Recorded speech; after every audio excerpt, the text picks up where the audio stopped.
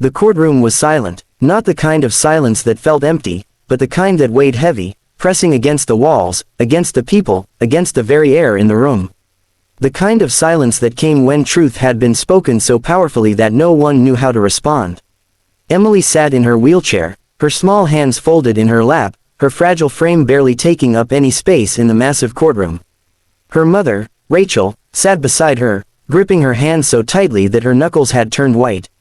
The officers who had done this to her sat across the room, their once confident expressions now hollowed out by the weight of their own actions. Tears clung to the corners of Emily's eyes, but she refused to let them fall. Not yet, not here. She had already given them her pain once, she wouldn't do it again.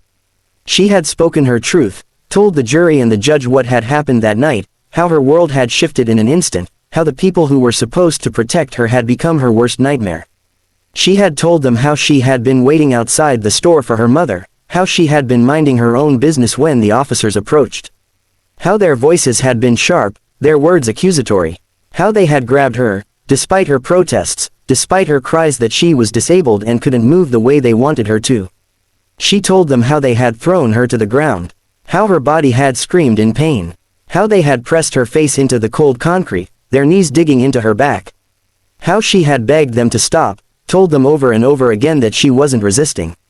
But they hadn't listened, no one ever listened, and now, here she was, telling her story to a room full of strangers, hoping, praying, that this time, someone would hear her.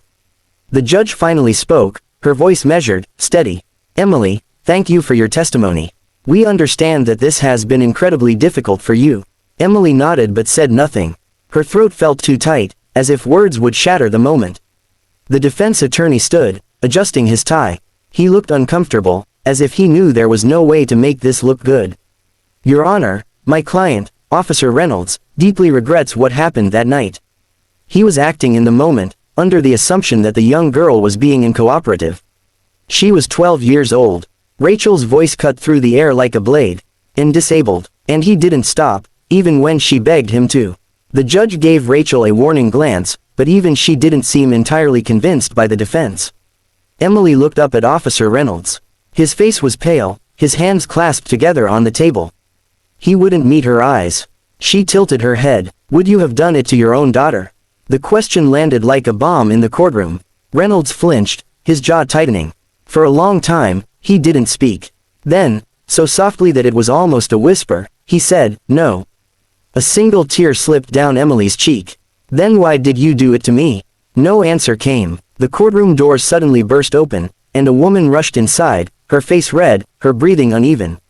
Everyone turned as she stumbled forward, her eyes locked onto Officer Reynolds.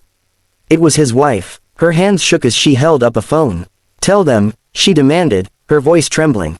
"Tell them what you told me." Reynolds didn't move. His wife's eyes brimmed with tears. "You told me," her voice broke. "You told me it was the worst mistake of your life. You told me you couldn't sleep. You told me you wake up hearing her screaming. Tell them." Reynolds looked down at the table, his whole body rigid. The weight of his actions seemed to finally crush him. He inhaled shakily. Then, with his voice barely above a whisper, he said, "I was wrong." Emily's heart pounded. Reynolds looked up at the judge. I can't defend what I did. I let my own bias, my own assumptions, cloud my judgment. I hurt a child, and there's no excuse for that." The courtroom sat in stunned silence. Rachel's grip on Emily's hand loosened slightly, as if she wasn't sure how to feel. The judge nodded, absorbing the moment. "In light of this confession, we will move directly to sentencing." Emily let out a breath she hadn't realized she'd been holding.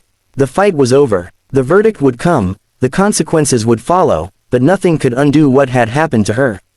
And yet, as she looked at Reynolds, at the man who had taken so much from her, she saw something she hadn't expected. Regret. Real regret, not the kind that came from being caught, but the kind that came from knowing you had broken something that could never be fully repaired. She swallowed hard. "I don't forgive you," she said softly. "But I hope you never forget me." Reynolds nodded, his eyes wet. "I won't." The judge banged the gavel, signaling the end of the hearing. The courtroom began to clear, murmurs filling the air. Reporters rushed to the doors, eager to break the story. Rachel helped Emily turn her wheelchair toward the exit. As they moved, Emily felt something shift inside her. She had fought, she had been heard, and for the first time in a long time, she felt like she mattered. As she stepped outside, the cold air filled her lungs. The world was still the same, but she wasn't. She was more than what had happened to her. She was more than their mistakes. She was still here, and that was enough.